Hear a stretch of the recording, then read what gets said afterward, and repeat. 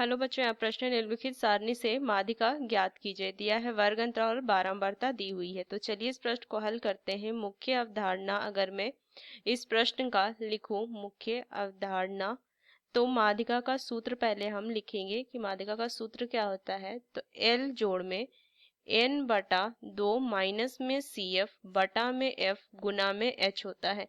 अब देखिए एल जो होता है मध्यक वर्ग की निम्न सीमा होती है, एन प्रश्नों की संख्या होती है, एफ जो होती है मध्यक वर्ग की बारंबारता होती है, सी एफ क्या होता है मध्यक वर्ग के ठीक पहले वाले वर्ग की ये संचयी बारंबारता, और एच जो होता है वर्गमाप होता है। तो अगर मैं वर्ग अंतराल को देखूं तो सबसे पहले मुझे क्या करना है, इनको आरोही क्रम में लिखेंगे। तो एक तरफ तो क्या हो जाएगी वर्ग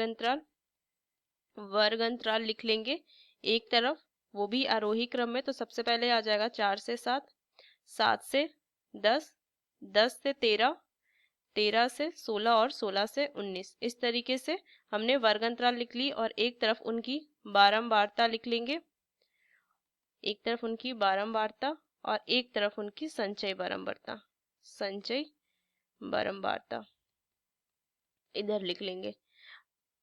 अब देखिए यहाँ से जो बारंबारता दी हुई है ये कितनी है, 14, 15, 10, 17 और ये 12। अब इनका अगर मैं योग कर दूं, जिससे मैं बारंबारता को f लिखेंगे तो ये हो जाएगा 68, जिसको हम n भी कह सकते हैं, n आ गया 68। अब देखिए संचय बारंबारता इस वर्ग अंतराल की, तो संचय बारंबारता इनकी बारंबारता के बराबर ही हो जाएगी। और अगला में क्या होता है, ऊपर वाली बारंबारता भी जुड़ते जाती है। तो यहाँ से आ जाएगा ये 29, फिर 10 जुड़ेगा तो 39, फिर यहाँ से आ जाएगा 17, 56 और 12 जुटेगा तो 68। अब यहाँ से अगर मैं देखूँ n बटा 2, n बटा 2, 68 बटा 2, 34 मान आएगा। तो 34 अगर मैं देखूं तो इससे यहाँ तक तो मान मेरा 29 है, ठीक। अगला में आ जाएगा हमारा 34, मतलब कि ये इसका मध्यक वर्ग आ जाएगा। तो यहाँ से लिखेंगे मध्यक वर्ग जो होगा वो आ गया 10 से 13। तो निम्न सीमा जो हो जाएगी मध्यक वर्ग की वो 10 आ जाएगा।